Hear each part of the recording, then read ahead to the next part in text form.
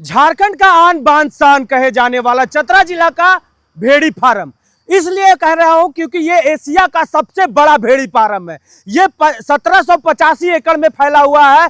लेकिन ये दुर्भाग्य हमारे झारखंड का नहीं, इस राज्य का नहीं। अगर ये किसी और राज्य में रहता भेड़ी फार्म तो इसे सजाया जाता, संवारा जाता और इसे और खूबसूरत बनाया जाता। लेकिन झारखंड में है तो इसकी स्थिति देख लीजिए किस तरह से वीरान होते जा रहा है। लेकिन आज ये मुद्दा नहीं है, मुद्दा ये है कि यहाँ पे रिटायरमेंट के लोग जो है वो काम कर रहे हैं।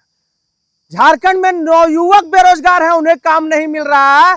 जो यहाँ रिटायर हो चुके हैं उनको काम मिल रहा है। यहाँ जो भेड़ी फार्म में जो दाना आता है, जो बकरियों को खिलाने के लिए, भेड़ के लिए, वो सब आधा से ज्यादा ब्लैक हो जाता है। समझ सकते हैं कैसे बढ़ेगा हमारा ये भेड़ी फार्म। ये मैं नहीं कर रहा हूं, यहाँ के ग्रामीण कर रहे हैं। सब कुछ जानेंगे, आप सभी को बताएंगे। सबसे पहले स्वागत है भैया, क्या नाम हुआ आपका? मेरा नाम करण कुमार है। क्या क्या कहना चाहते हैं आप? देखिए, जैसा कि आपने बताया कि एशिया का ये सबसे बड़ा भेड़ी फार्म है, बिल्कुल सही बात है। एशिया का ये सबसे बड़ा भेड़ी फार्म है और आप यहाँ से 10-15 साल अगर पीछे जाएंगे तो आप यहाँ पे आते तो लगता कि कोई मतलब किसी ऐसे जगह पे आए हैं जहाँ सारी सिस्टम सुनियोजित तरीके से था। यहाँ के ऑफिसर, यहाँ के साफ सफाई, यहाँ का रोजगार का व्यवस्था, हर एक चीज़ बहुत अच्छे तरीके से था।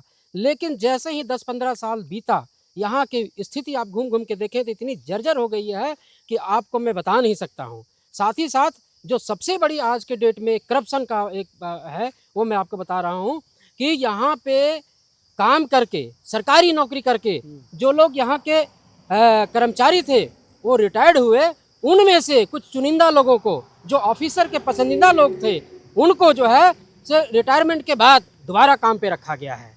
यह कहाँ तक जायज़ है? आज पूरे देश में रोजगार के लिए युवा, शिक्षित बेरोजगार युवा हाहाकार मचा हुआ है रोजगार के लिए। उसके बावजूद भी पदाधिकारियों के सह पर उनके मिली भगत के साथ जो रिटायरमेंट हो चुके हैं, जिनको 50,000 60,000 पेंशन मिल रहा है, उन्हीं लोगों को दोबारा काम पे रखा गया है। इसके लिए हम लोगों ने लिखित आवेदन वहाँ उस समय के वर्तमान डीसी चतरा के थे रमेश घोलप, कीर्ति श्री मैम और अभी वर्तमान है रवि आनंद सर, इनको भी हम लोगों ने लिखित आवेदन दिया और उनसे आग्रह किया कि सर इस पूरे घटनाक्रम की समुचित जाँच करें और जांचों उपरांत जो भी दोषी पाए जाएं उन पर सख्त से सख्त कार्रवाई करें।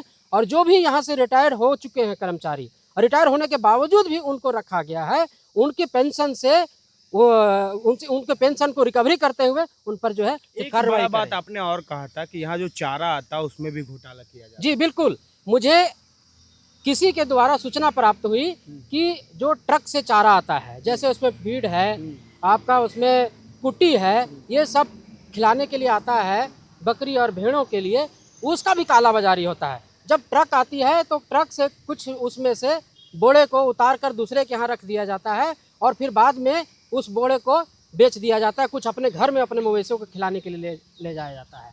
तो यहाँ क्या कहना चाहेंगे मिथिलेश जी? सबसे अजीब बात तो ये है ना कि यहाँ के जो भेड़ी और बकरी है, इसके लिए प्याज, सीजन में प्याज, लहसुन, आलू खिलाया जाता है। अब पता नहीं बकरी खाता है कि यहाँ के जो कर्मी है वो खा रहा है, लेकिन सीजन में आइएगा तो आलू लगता है।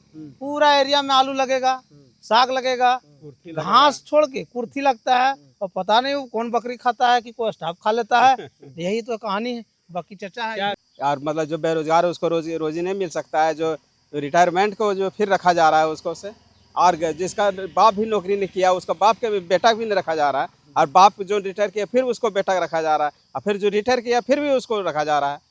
ये आक्रोश ग्रामीणों में है। ये सुंदर भेड़ी फार्म, मैं इसलिए सुंदर कह रहा हूं कि मैं जब धनबाद में रहा करता था, मैं खुद जब सुनता था कि मेरा चतरा जिला में एशिया का सबसे बड़ा भेड़ी फार्म है और वो 1785 एकड़ में फैला हुआ है, एक दृश्य आता था सपने की तौर पे कि इतना खूबसूरत होगा, यहाँ पे ऐसे भेड़ होंगे, ऐसे बकरियां होंगे, विश्व के सबसे बड़े बकरियां होंगे, अच्छे नस्ल के बकरियां होंगे। लेकिन जब मैं यहाँ पे आया, जब यहाँ देखा, मैं खुद तकलीफ लगा, दुख लगा। और इन ग्रामीणों का भी दुख का कारण ये भेड़ी फार्म है कि अपनी जमीनें दे चुके हैं, सब कुछ दे चुके हैं, लेकिन मिलता यहाँ पे क्या है? तो सिर्फ अधिकारियों का गटक नारायण, जेब में सब कुछ जाना और रिटायरमेंट लोगों को फिर से रखना।